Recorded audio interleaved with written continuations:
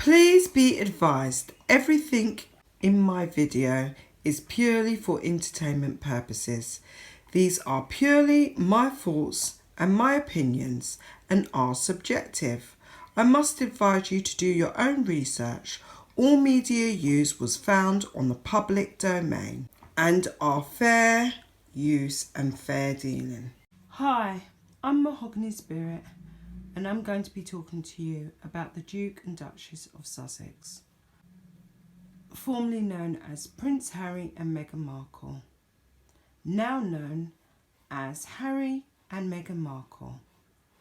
I'm going to be talking a little bit about their history, and then I'm going to talk about their move to LA and where we are to date. Now, when Prince Harry introduced Meghan Markle to the British public and to the British media, everyone fell head over heels with Meghan. We loved this new couple. We loved this new dynamic. It brought interest and intrigue to the royal family. We loved the fact that Meghan Markle is biracial, and we were extremely excited. We were excited with their whirlwind romance. We were excited with this new couple, their love affair, where it was all going, and the modernisation of the royal family. The inclusion of someone biracial, which hadn't happened for well over 100 years. Not to say that we wasn't in love with Kate and William. We're in love with Kate and William, and we will always be in love with Kate and William and their lovely family. And we're in love with the fact that William will one day take the throne. But let's crack on. This isn't about Kate and William. This is about Meghan Markle and Prince Harry, now known as Harry. Well, as I said, when he introduced Meghan Markle to the world and to the British taxpayer, we couldn't be more thrilled. We were so excited about the concept of a lovely royal wedding. They were to be married in Windsor, and they was married in Windsor. It wasn't a royal wedding from what I remember, but I do remember anxiously watching it and excited, just watching what was going on the television. It was a star-studded event. Anyone who was somebody was invited. They had a black pastor there, they had a priest, there was no red carpet. So it was quite different from Kate and William's wedding, which made it all the more interesting.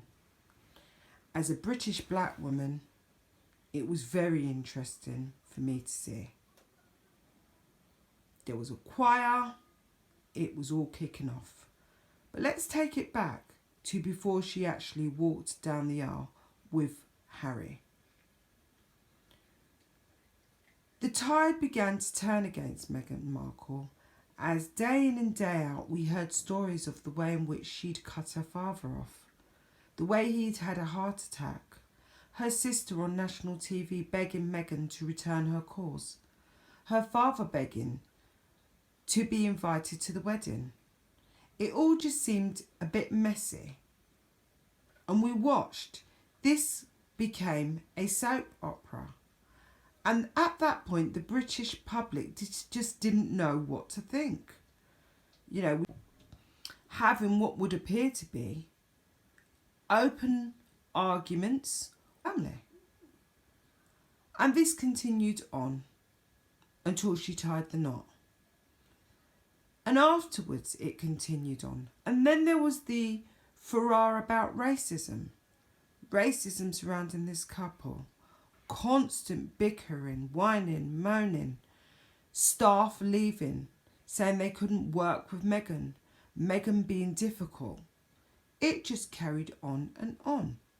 Prince Harry and Meghan decided to step down. Relinquish their royal titles and duties after having their son Archie, whom there was again moaning about showing him to the British public, moaning about standing on the steps after giving birth to him, as royals had done before her. Just constant whining and moaning, it just continued on.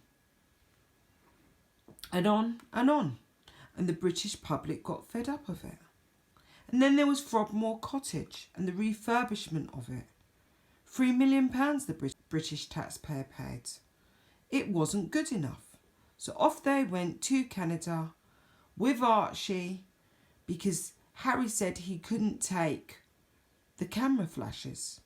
He couldn't take the British media. He said it was intrusive. He said his wife had been treated unfairly. So off they went to Canada.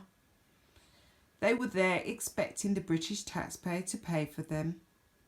And we did, and still continue to do so.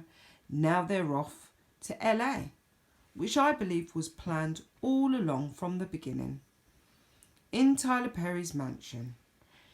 Now, they're in Tyler Perry's mansion. We don't know if they're paying rent, or we don't know whether it's the British taxpayer who's paying rent for the mansion, or whether it was just gifted. We just simply don't know. That information's not being disclosed. And apparently, they met Tyler Perry through Oprah, who's also a major mogul. Now, initially when I heard this, I just thought, why Tyler Perry? But then I thought, why not? Obviously, Tyler Perry, worth 600 million, a writer, producer, director, comedian, known for his character, Medea. Famous, has Tyler Perry Studios, resides in Atlanta, next to his Tyler Perry Studios. This is a heavy hitter. This is exactly the type of person Meghan Markle needs to align herself with. Because now, for the first time in 3 years, Meghan Markle considers herself to be African American. Whereas before, Meghan Markle was putting on all of our application forms Caucasian. And then there's Oprah Winfrey. Oprah Winfrey, I have so much respect for her and Tyler Perry. A multi-millionaire, a TV media executive, the most influential woman in the world, worth £3.5 billion, is now working on a documentary series with Prince Harry and Meghan Markle. It's going to be really interesting to see what this trio cook up and what it's all been about. But then I got to thinking, as I said earlier, this was obviously planned all along.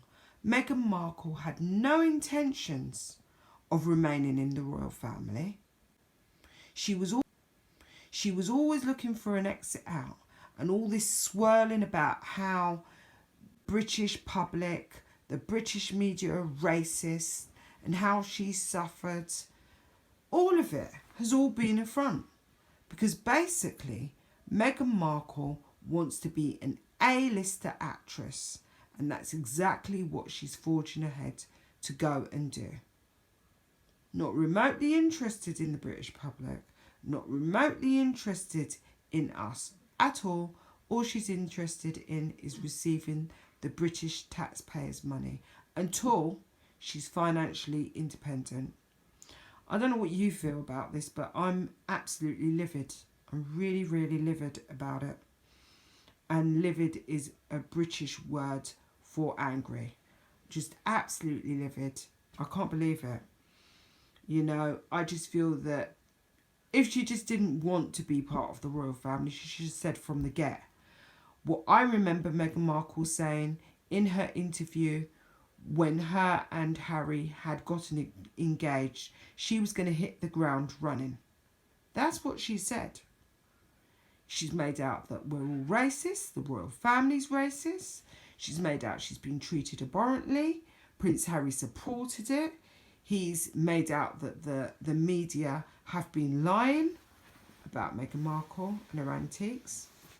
I believe Meghan Markle and Prince Harry just want to be actors or directors. You know, they've got this Archwell Foundation.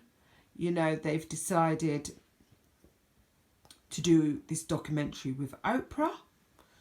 We don't know where this is all going, but what do you think? What are your opinions? What are your views on the whole subject? And what do you feel about the fact that Meghan Markle and Prince Harry are still taking taxpayers' money? Do you feel, especially during this pandemic, that they should be doing that? What do you feel? Let me know. Please like, comment and subscribe. Thank you. Bye.